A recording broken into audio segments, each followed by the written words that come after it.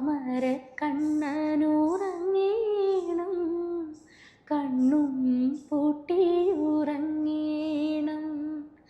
അച്ഛനെ പോലെ വളരേണം, അമ്മയ്ക്കു തണലായി മാറേണം. അമ്പിളി മാമന്റെ കൊമ്പില്ല കൊമ്പനെ കയ്യിലെടുക്കേണം. ആരീരം രാരീരം രാരാരോ, ആരീരാരീരാരോ. Hi everyone. ഇന്ന് നമ്മുടെ കൂടെ ഉള്ളത് വളരെ സ്പെഷ്യലായ ഒരു അമ്മയും കുഞ്ഞുമാണ്. ഏഷ്യാനെറ്റ് സ്റ്റാർ സിംഗർ വിജയായി ഗാനരംഗത്തേക്ക് കടന്നു വന്ന് മലയാളികളുടെ പ്രിയപ്പെട്ട പ്ലേബാക്ക് സിംഗറായി മാറിയ ആതിര മുരളിയും കുഞ്ഞുമാണ് നമ്മോടൊപ്പം ഉള്ളത്. Hi ma'am. മാമിൻ്റെ രണ്ടാമത്തെ കുഞ്ഞിൻ്റെ ഡെലിവറിക്ക് വേണ്ടിയിട്ടല്ലായിരുന്നോ വന്നിട്ടുണ്ടായിരുന്നത്? ഓക്കെ. അപ്പോൾ എങ്ങനെയുണ്ടായിരുന്നു നമ്മുടെ നെയ്യാർ മെഡിസിറ്റി ഹോസ്പിറ്റലിലെ ഓവറോൾ സർവീസ്? മാമിൻ്റെ എക്സ്പീരിയൻസ് എങ്ങനെയുണ്ടായിരുന്നു? വളരെ നല്ല എക്സ്പീരിയൻസ് ആണ്. ആ ഒരു ഹാപ്പിനെസ് എൻ്റെ ഫേസിൽ കാണാം എന്ന് വിശ്വസിക്കുന്നു. അപ്പോൾ അതായത് എൻ്റെ സെക്കൻഡ് പ്രഗ്നൻസി സ്റ്റാർട്ട് ചെയ്തപ്പോൾ മുതൽ ഡെലിവറി വരെയും ഞാൻ നെയ്യാർ മെഡിസിറ്റിയിൽ തന്നെയാണ് കാണിച്ചത്. ഇത് ആക്ച്വലി എനിക്ക് എൻ്റെ ഫ്രണ്ട് സജസ്റ്റ് ചെയ്തതാണ്. അതായത് അവളുടെ കുറച്ച് കോംപ്ലിക്കേറ്റഡ് ആയിട്ടുള്ളൊരു പ്രഗ്നൻസി ആയിരുന്നു. അത് പക്ഷേ വളരെ സ്മൂത്തായിട്ട് ഇവിടെ നടന്നത്. അപ്പോൾ അവളുടെ എക്സ്പീരിയൻസ് എന്നോട് ഷെയർ ചെയ്തിട്ട് ഒരുപാട് നല്ല കാര്യങ്ങളാണ് പറഞ്ഞത്.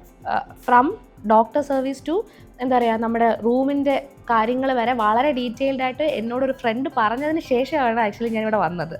അപ്പോൾ ആ പറഞ്ഞതൊക്കെ സത്യമാണെന്ന് എനിക്ക് മനസ്സിലായി. സോ ഹാപ്പിയാണ്.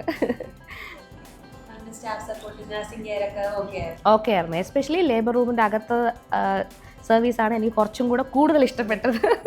അതിനൊരു റീസൺ ഇരിക്കുന്ന ആളാണ് എൻ്റെ ഡോക്ടർ സുജാത മാം ആയിരുന്നു കേട്ടോ. അത് മെൻഷൻ ചെയ്യണം. മാമിൻ്റെ കെയറിങ് ആണ് എനിക്ക് കുറച്ചും കൂടി ഇഷ്ടപ്പെട്ടത്. ഒരു പേഷ്യൻറ്റിൻ്റെ അടുത്ത് നിന്ന് പോലല്ല, ഒരു മോളെ പോലെ. മാമിൻ്റെ കൂടെ നിന്ന സിസ്റ്ററും വളരെ സ്നേഹത്തോടെയാണ് പെരുമാറിയത്. പിന്നെ എല്ലാ കാര്യങ്ങളും ചെക്കപ്പും കാര്യങ്ങളും ഒക്കെ വളരെ ഡീറ്റെയിൽഡായിട്ട് തന്നെ എല്ലാം ചെയ്തിട്ടുണ്ടായിരുന്നു. മോൻ ജനിച്ചപ്പം കുറച്ച് ഓക്സിജൻ്റെ കുറവുണ്ടായിരുന്നു. അപ്പോൾ ഒരു ശ്വാസ തടസ്സം ഉണ്ടായിരുന്നു. അപ്പോൾ അവനെ നേരെ NICUവിലായിരുന്നു കിടത്തിയിട്ടുണ്ടായിരുന്നത്. അപ്പോൾ ഡോക്ടർ വിദ്യയുടെ നേതൃത്വത്തിലായിരുന്നു അവൻ്റെ ബാക്കി ട്രീറ്റ്മെൻറ്റ്. ഒരു 2 days NICUവിൽ കിടക്കേണ്ടി വന്നിട്ടുണ്ട്. അപ്പോൾ എനിക്കിത് ഭയങ്കര ന്യൂ എക്സ്പീരിയൻസാണ്. മൂത്ത മോളുടെ അങ്ങനെയൊന്നും ആയിട്ടില്ലല്ലോ. അപ്പോൾ ഞാൻ ഭയങ്കര ടെൻഷനായിരുന്നു. പക്ഷേ അതേസമയം എനിക്ക് അപ്പോഴും ഞാൻ ആൻറ്റി നാട്ടോ വിളിക്കുന്നത് പുഷ്പ ആൻറ്റീനെ ഞാൻ മെൻഷൻ ചെയ്യുവാണ്. കാരണം വളരെ പോസിറ്റീവായിട്ട് ചിരിച്ചുകൊണ്ടേ എല്ലാം പറയുള്ളൂ. നമ്മളെ ടെൻഷൻ അടുപ്പിക്കില്ല. ചില ഡോക്ടേഴ്സ് ആണെങ്കിലും സിസ്റ്റേഴ്സ് ആണെങ്കിലും ഒരു കുഞ്ഞു കാര്യത്തിന് ഇങ്ങനെ വലുതാക്കിയൊക്കെ പറയുന്ന ആ ഒരു ഇതില്ല കേട്ടോ. ഓപ്പണായിട്ട് പറയും, പക്ഷെ നമ്മളെ ടെൻഷൻ ആക്കത്തില്ല. അങ്ങനെ വളരെ കൂളായിട്ടായിരുന്നു. അപ്പോൾ 2 ദിവസം നമ്മൾ കോണ്ടാക്റ്റേ ഇല്ല. അവൻ അവിടെ കിടക്കുന്നു, ഞാൻ റൂമിൽ. പക്ഷേ എല്ലാ കാര്യങ്ങളും കൃത്യമായിട്ട് കോളിൽ വിളിച്ചിട്ട് ഞാൻ ചെല്ലേണ്ട സമയത്ത് ചെല്ലണം, ഫീഡ് ചെയ്യേണ്ട കാര്യങ്ങൾ എല്ലാം ക്ലിയർ ആയിട്ടാണ് ചെയ്തുകൊണ്ടിരുന്നത്. അപ്പോൾ അവിടുത്തെ ഓരോ നേഴ്സസ് എനിക്ക് എല്ലാവരുടെയും പേര് അറിഞ്ഞൂടാ, പക്ഷേ എല്ലാവരെയും എടുത്ത് പറയേണ്ടതായിട്ടുണ്ട്. സോ ആ ഒരു കെയറും, അതുപോലെ പീഡിയാട്രിക് വിഭാഗത്തിലുള്ള വന്ദന മാം ആണെങ്കിലും എനിക്ക് മാമിൻ്റെ പേര് മാത്രമേ അറിയുള്ളൂ. അങ്ങനെ 2-3 ഡോക്ടേഴ്സ് ഹെൽപ്പ് ചെയ്തിട്ടുണ്ട്. സോ എല്ലാവർക്കും താങ്ക്സ്.